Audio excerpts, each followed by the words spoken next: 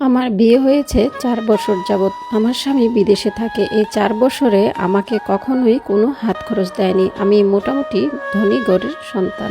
তাই আমার কোনো লোভও নেই। বিয়ের পর আমার যা লাগে সব কিছু আমার বাবাই কিনে দিতেন। ডাক্তার দেখানো, অন্যান্য প্রয়োজন, কোথাও গেলেও আমার মায়ের কাছ থেকে টাকা নিয়ে যেতে হতো। আমার স্বামী প্রতি মাসে ১-১.৫ লাখ টাকা ইনকাম করে এবং তার মায়ের অ্যাকাউন্টে পাঠায়। এটা নিয়ে আমি কোনোদিন কোনো কিছু বলিনি। ২ মাস যাবৎ আমার শাশুড়ি অ্যাকাউন্টে প্রবলেম, তাই আমার অ্যাকাউন্টে টাকাটা পাঠাচ্ছে। আমার শাশুড়ি আমার সাথে ব্যাংকে যায় আর পুরো টাকাটা তুলে আমি তাকে সাথে সাথে দিয়ে দিই। রেমিটেন্স পাঠালে ব্যাংক থেকে কিছু টাকা বোনাস পাওয়া যায়। গত মাসে আমার একটা দরকারে বোনাসের ২.৫ থেকে ৩ হাজার টাকা আমি খরচ করেছিলাম, নিজের জন্য রেখে দিয়েছিলাম। আর সব টাকা শাশুড়ির কাছে দিয়ে দিয়েছি।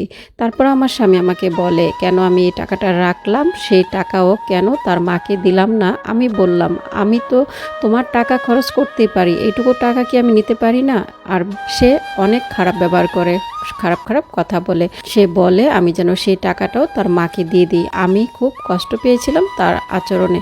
এই মাসেও আমার অ্যাকাউন্টে ২ লাখ টাকা পাঠিয়েছে আর আমাকে কড়াভাবে বলেছে আর একটা টাকাও যেন আমি না রাখি, রাখলে খবর আছে, সব টাকা যেন তার মায়ের হাতে তুলে দিই। আসলে আমার বাবা মার কাছে এইভাবে টাকা চাইতে আর ভালো লাগে না। স্বামীকে সুন্দরভাবে বুঝিয়ে বলেছি আমাকে দামি গহনা, ড্রেস এগুলা দিতে হবে না। প্রয়োজনীয় টুকিটাকি বাসা থেকে কোথাও যাওয়ার জন্য যে টাকাটা খরচ হয় সেটা অন্তত পক্ষে দিয়ে দায়িত্ব পালন করো।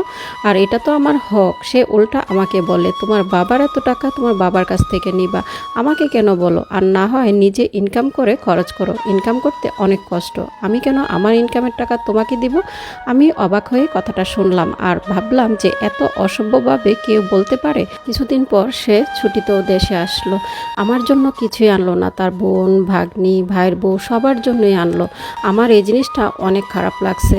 তারপর সে ৩ মাস ছুটি কাটিয়ে যখন প্রবাসে চলে যায় আর আমাকে বলে যায় আমি যেন নিজে ইনকাম করে আমার প্রয়োজনীয় জিনিসপত্র কিনি, আর না হয় আমি যেন আমার সব কিছু যা লাগে আমার বাবা মার বাড়ি থেকে আনি। এই কথাটা শুনে অবাক হলাম। কি লাভ স্বামীর কোটি টাকা ইনকাম থেকে যদি স্ত্রী খরচই না করতে পারে? কিছু স্বামী আছে নিজের শরীরের চাহিদা মেটানোর জন্যই বিয়ে করে, তার স্ত্রীর কোনো দায়িত্বই পালন করতে চায় না। আমি ওইসব পুরুষদেরকে বলবো, স্ত্রীর সম্মান, স্ত্রীর দায়িত্ব পালন না করতে পারলে একটা মেয়েকে বিয়ে করে তার জীবনটা নষ্ট করবেন না। তাকে প্রাপ্য সম্মান যদি দিতে না পারেন তাহলে বিয়ের দরকার নাই।